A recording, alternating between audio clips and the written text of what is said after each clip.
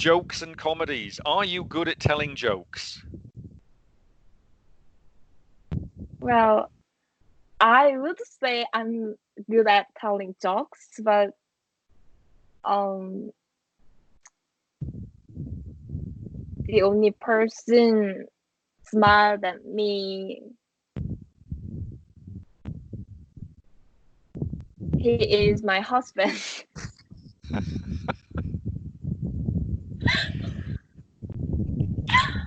Oh, So he's as you said, he's very sensitive to your jokes then. uh, when I'm talking to dogs, we're very same age, so he understood everything. Mm. So he, we can we can work in tiki taka. You know the tiki taka? No, but I can guess. Yeah, that's the phrase, but I think in Korea Mm. phrase, yeah. Okay, all right. Do your friends like to tell jokes? It depends on my friend's personality. Some people are very humorous, so we can tell jokes. However, some of my friends very serious and they don't like joke. So it depends Okay, on that's all right. Yep, personality. yep, Mhm. absolutely. Do you like to watch comedies? Well, of course, my favorite um comedy show is the karaoke show in James Corden. I don't know his name, but he's very funny and I like his humor and Mm. He's acting English. also. He, Yeah, he's he's English. English, Yeah. right? I know James James Corden. Yeah. Corden, right? Right. Corden. Yeah. Corden, yeah. They always singing in the lyric in the car. Sometimes the acting with other staffs is very funny, and I like the show. Okay. Uh-huh. Right. Okay. So, have you ever watched a live TV show or comedy show? A live comedy show. Sorry. I've never watched the live show, especially comedy, because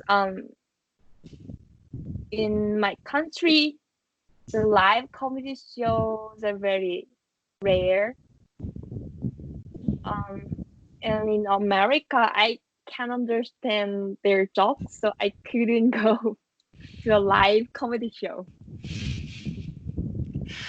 Why don't you understand the jokes in America? Oh, this hardcore part, Olivia and I always talked about. Oh, I don't understand their um laughing points. So that's that's very hard. Okay, but when you so are you talking about like a comedian, or I mean things like Friends, the comedy, the sitcom Friends? Presumably, I mean, because that's very popular, and actually, I I, think it's a very good way for learning the language. Is if you enjoy that program, I think you know it's not too quick the way they speak. It's funny. It's quite relaxed. I think I had a student before. She was actually a Korean doctor, and when I started the first couple of classes with her, I thought, why is she even asking me for classes? Because her English was so good, and her oh, accent was really good. And I said, did you go to America for your education? Because you know your English is perfect. And she said, no, I just watched Friends. That's how she learned English, was watching Friends. But she said she'd been watching it since she was a teenager, and she just watched it all, and then she watched it all again, and then she watched it again because she really liked the program. But she used that as a way of learning English, which I think is a really good way to learn, English, because you'll pick up a lot of idiomatic English as well through watching something like Friends. So if you watch something like that, presumably, I guess you understand the humor in Friends. Okay. You don't understand the humor? You must understand the humor in Friends. Mm, Or don't you watch it much? uh, I understand 70% Okay, well, that's pretty because good. there are Oh, not subtitles. subtitles. Oh, you don't read the subtitles. However, when I read a subtitle, that's too hard. Oh, really? Mm-mm. But it's actually a very good way to to learn English, is Mm, watching, but without the subtitles.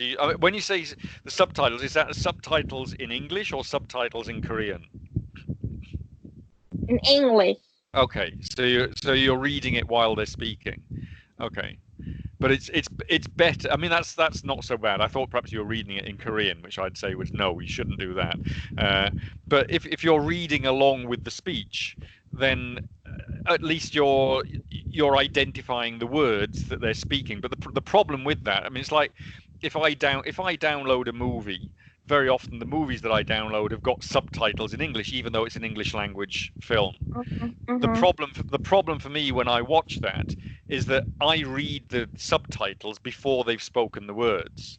And Oh, so I'm waiting for the next, I'm waiting for them to catch up because I'm reading very quickly. And so I think it's what I usually do then is as soon as I realize that, I turn the subtitles off and then listen to what they're saying rather than reading the subtitles. I think it's probably good for you to do the same thing, is to actually turn the subtitles off or hide them somehow or other and just listen, because then you're practicing several skills. You're practicing listening and understanding. You're also practicing pronunciation, because you can listen to the pronunciation of certain words. So it is actually a good way of practicing your English. So, okay. I already download Friends 2 episodes okay. for my trip, short Yeah. trip. Yeah, absolutely. Yeah, that's a good thing. Yeah. Right. Okay. So let's move on to a part 2 question. So on the next page, you should be able to see a part 2 question. Mm-hmm. You can see it. Do you have a pen and paper? Yes. Okay, so I shall give you 1 minute to study the topic, and your time starts now.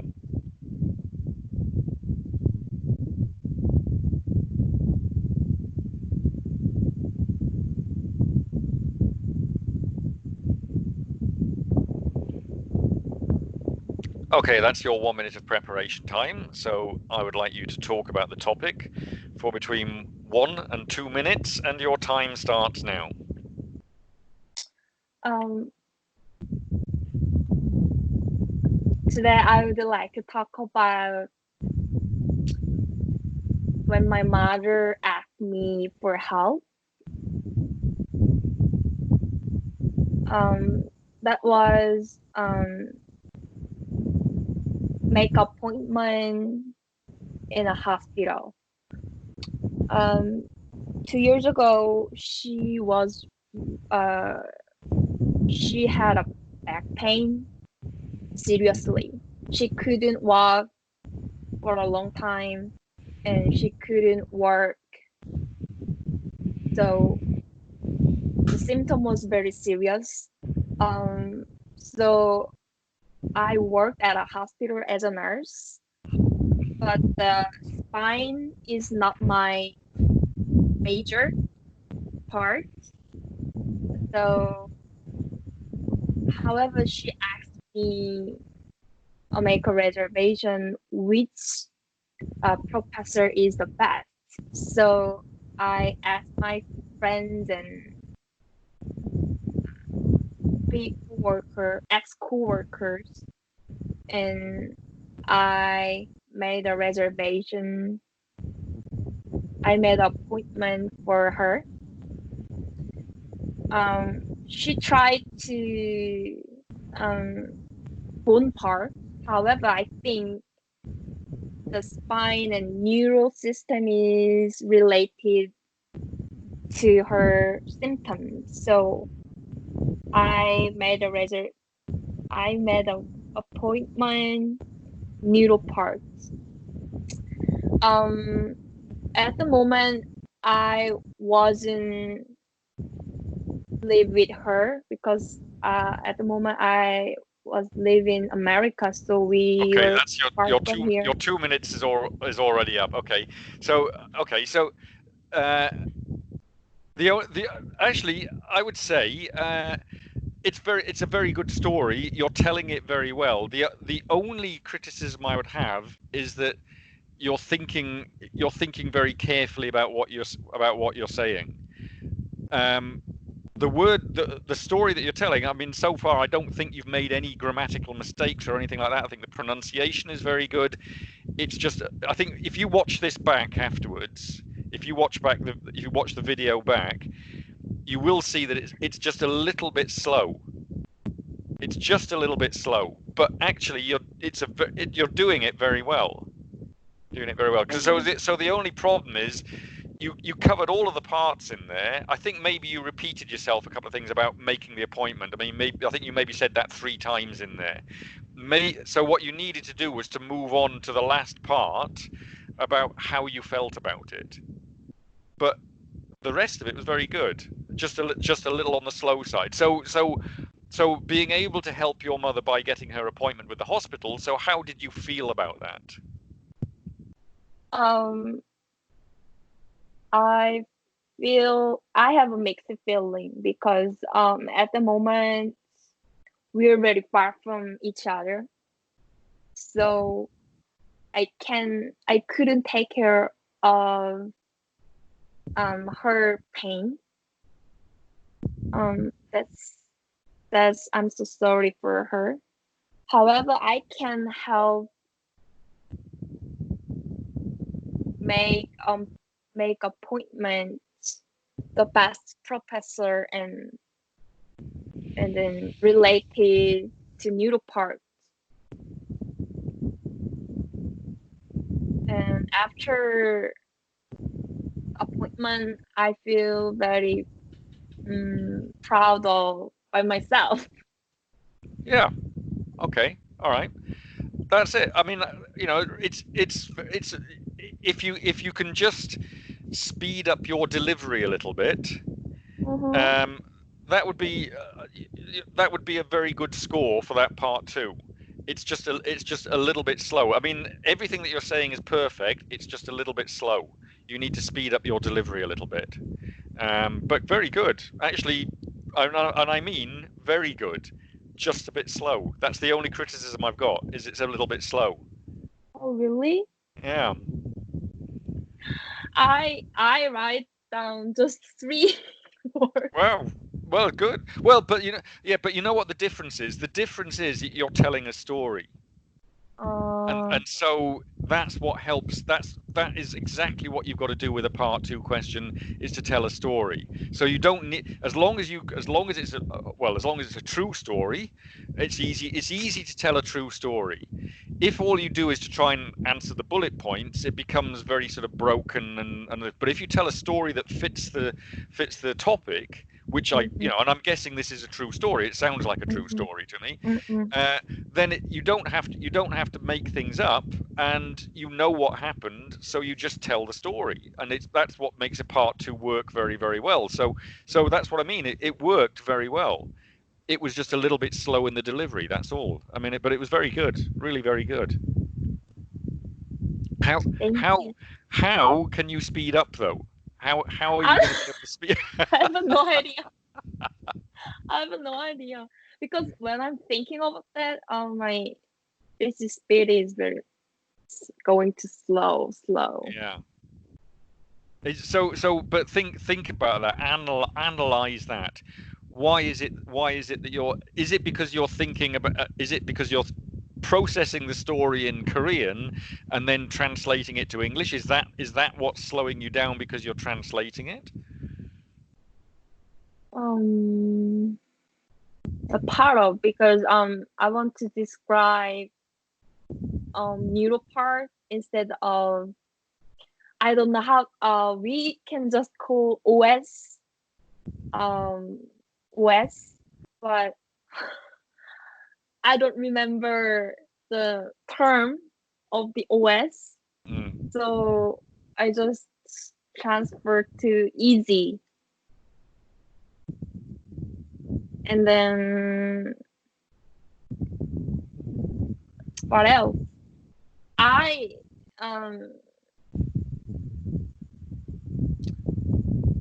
Yeah. However, when I write down the bullet point, I didn't write just in English. So Well, you wrote it in I Korean. tried to. No. You wrote it in English. Someone wrote the Korean. Right. Yeah, that's when I look my notes. That's the problem to translate in English. Yes. But well, I don't know how to my speech to speed up. Well, we'll have to find a way somehow or other by practice, maybe by practicing. But okay. But good. I mean, good. It was very good. You just didn't complete it within the 2 minutes. And look, some of my students take 3.5 minutes to do what they're supposed to do in 2, and so I'm always telling them. 3 minutes half? Oh, at least. I mean, I've got one student who before now has been almost 5 minutes telling me a story, but in her case, I wanted her to complete the story, so I allowed her to carry on talking because her English isn't as good as yours, and so for her to actually speak for 5 minutes is a struggle. It's very difficult for her. So I wanted her to be able to speak for the full 5 minutes and complete the story. You're a long way advanced over that. All you've got to focus on doing is actually completing it in 2 minutes. For her, she's never had, it's a different process that I'm teaching her. It's building her confidence up. With you, it's just a question of you've got to reduce the time that you're so like there was some repetition. As I say, you mentioned the process of booking or making the appointment. You mentioned that 3 times. You could have mentioned it once, and then maybe you would have actually completed. Yeah, exactly. Yeah. But it's okay. It's just practice. We'll do more of them, and you will improve. So, and of course, it helps. It helps if you've got a good story. I mean, some of the topics that come up, you might not have a story for. And so that in itself is difficult. So you've got to think about, then you probably would have to write more than just 3 items down on the page, because you need to think carefully about what you're going to say. Yeah, but that's good. That was pretty good. All right, so let's move on to the part 3 questions. Right. Okay. So, what can children help their parents with?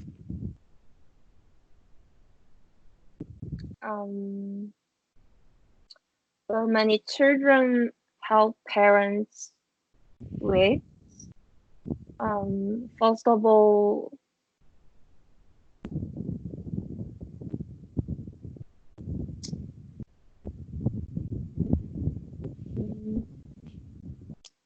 the organization their toys in the right place, and it really helps for parents. And secondly, the teenager can help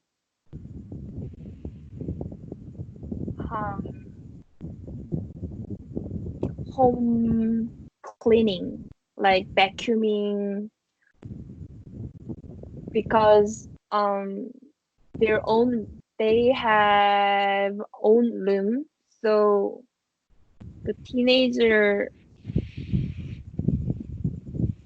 can help the cleaning their room is very responsible ability, quality. Ability quality. It's their responsibility. It's their responsibility. Okay, right. Oh. Yes. All right. Okay. So, I mean, with this particular question, I think at different stages of their childhood, I think there are different things that they can do to help their parents. So the first thing, as you say, is tidying their room. Okay, the first responsibility you teach children is to tidy their room. As you say, to put their toys back in the toy box, pick their clothes up, that kind of thing, keep it clean. So that's the first thing that they learn. You know, and you can teach that when they're about 4 years old or something. They should be able to do that by the time they're Sure. about 4 years old. As they get a little bit older, once they get to maybe 6 or 7, then sometimes they can help with the washing up. They can wash the dishes, something like that. As they get a little bit older again, when they get to about 10, maybe they can help with the, as you said, vacuuming or something, or they can help with the maybe preparing dinner or lunch. They can help their mother with that. And then maybe when they get to their teens, they can actually cook the meal. Maybe once a week they can cook the meal. Mm-hmm. Yeah. So I think at different ages they can provide more help to their parents. Oh. Okay. So what are the benefits of children helping their parents?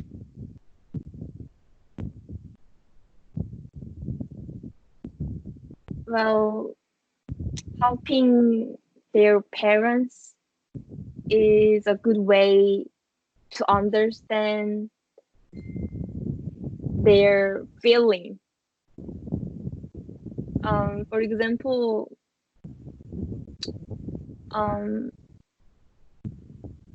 children always play with their toys. However, they didn't tidy up. If they do tidy up their toys, they could understand parents' feeling. The mess up makes a noise. And what else?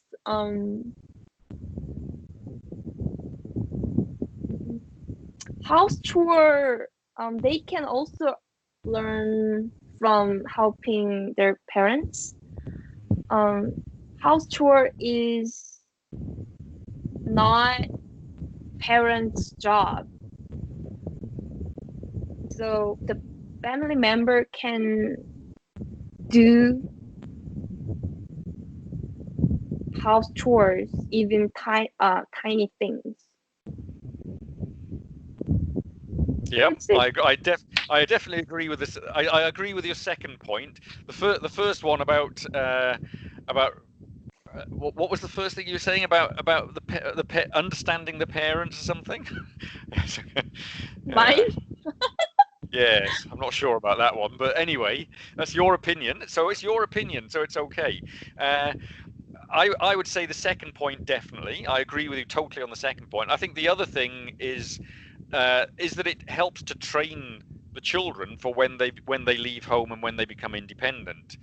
If they know how to do all of those chores, like keeping the house clean, keeping it tidy, learning how to cook, learning how to do the washing up, learning how to cook a meal and all that kind of thing, then it prepares them for their life after they leave home. So in the first place, it reduces the Learning workload on skill. the parents. Yeah, exactly. Yeah. Mm. Okay, so should parents reward their children when they help others? Well, in my many children want to get reward from their actions. Um, Especially the younger people, like toddler. Um, they don't understand why they have to do help others. So if they help others, parents gave some rewards like chocolate or candy.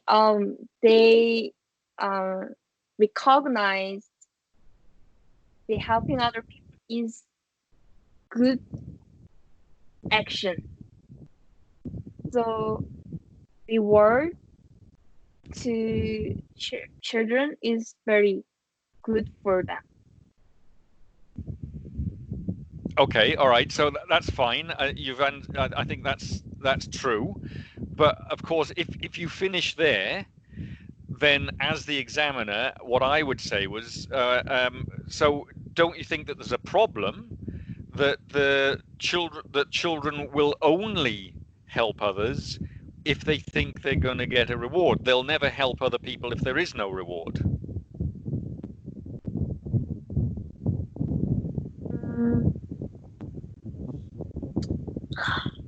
That's very tricky because they can get reward from another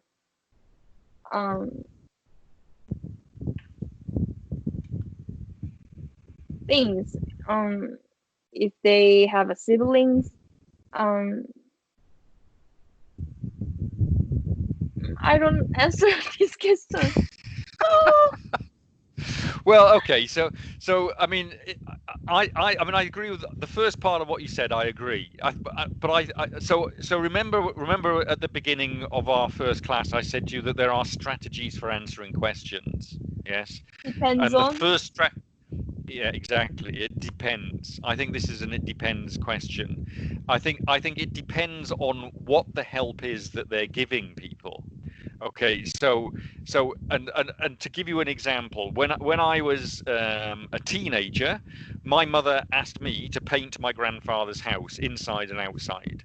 Okay, but she paid me for it because it was going to take me about 1 week to do the task. So it was quite a big job, and she wanted she wanted it done nicely. So she agreed to pay me. Everybody was happy. I got paid a little bit. My grandfather got his house all freshly painted, and she paid me money, so it was good. Okay. But then later on, a few years later, when he became much older and sicker, and he was in hospital, and my mother was away just for a short time, so I went in to see him in hospital every day just to see what he needed. You know, whether he wanted me to go and buy him some fruit or fresh clothes or whatever it was. I went in to see him every day. Now, of course, in that situation, I don't expect to get paid because it's a different situation. So I think it depends on the situation. If you're doing a job for somebody, then I think it's fair to get paid.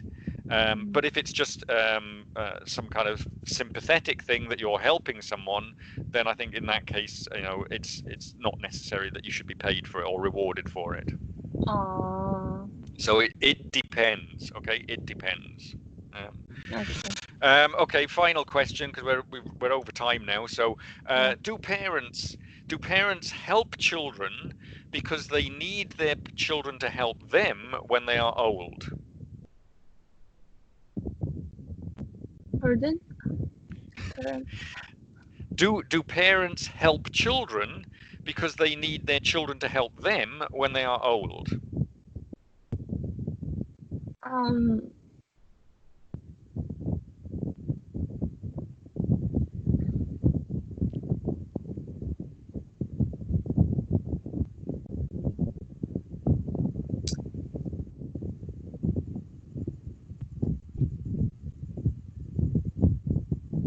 Well,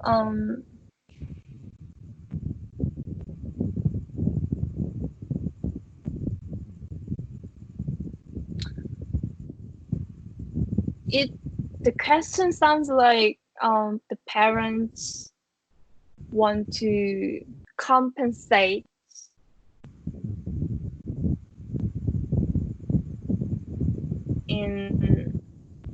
to prepare when they are old. That's right. Yeah. So that mindset is not good. So helping old people is natural because that's the life cycle. If they um con- if they more concerned about if if I getting older, they might be help something for me because I do for them. Like, oh, this I I think the children is very weak and they don't know much about the life and everything. So they need our hands. That's I think that's the natural um our life cycle. So they don't have to think about the future. Okay, all right. No, it's good. No, you've thought your way through it. Again, what I would say is that if you're looking in the present day, if you're looking in the modern world, and I guess um, that I think parents, or in the UK or in America, parents they normally have a small family. They have two children maybe, um, and of course, taking care of your children is your parental responsibility. It's parental love. It's part of our instinct to take care of our children. That's why we have children, so we can look after them. We're not thinking, okay, in 40 or 50 years time they have to look after me, therefore if I make them feel really guilty now, they look after me in the future. That's not the way it works. But on the other hand, if you go back in time, so like if you go back like about 100 years in the UK, in those days people had much larger families. They would have 10 children or 15 children. That was quite a normal thing to do. And in those days, the youngest children, absolutely, the reason they had the last two or three children was that those were the children that were going to look after them when they became old. So in the past, that is why people had very large families. Oh. So although I agree with what you're saying, to us these days it sounds like a very sort of bad way to think about your children, because you only have two children. And of course these days people save throughout their lives so that they have a pension, and so they don't need somebody to look after them because they've got money. They have a pension when they're old, when they retire. But 100 years ago they didn't have a pension, so when they could no longer work, somebody had to look after them, and it was going to be the youngest children. Okay, so actually in the now these days there are still countries where this is still true. So until very recently, and probably still in the Philippines, people have very large families, and they actually say to their children, you have to look after me. So they drill this into their minds at a very young age. So it depends. I think it depends on the culture. In some cultures, that is still the way people think. And although these days in the Philippines now, the current generation have much smaller families. So they tend to have three children or two children. And so I think it's changing in the Philippines now. It is changing. But one generation back, that is how people thought. And if you look at places like in Africa, like in Kenya or in Nigeria, people still have 15 children, and that's the way they're thinking. They do think like that. They think I'm going to have more and more children because those children are going to look after me when I'm older. So although Then it sounds how do I answer this question? no, I'm just okay. I'm giving you the information. I'm just giving you the information. So you can because the examiner might say, well, if you I think the answer you gave is one side of the story. And what Uh, I'm what I'm what I'm preparing you for is, if you say with some certainty, because you come from Korea and people have small families, and you think no, people don't think like that, the examiner might well say, well, in Kenya, people have 15 children. Why do they have 15 children? Okay, so you know, isn't that part of the reason why they have 15 children? So you've always got to be able to consider the other side of the question, that there may be you've got to open up to the possibility that there might be another reason. Okay. All right, good. Okay, we finished. So if you found this IELTS class useful, informative, or entertaining, please give it a like, subscribe, and share with other people who you think might benefit from these live IELTS class videos using actual examination topics. Most of the students participating in these classes are now living their dream in English-speaking countries around the world. If you want classes with me, you can contact me on X, LinkedIn, MS Teams, or Viber. Details are given in the description below or on the About page for this channel. Thank you.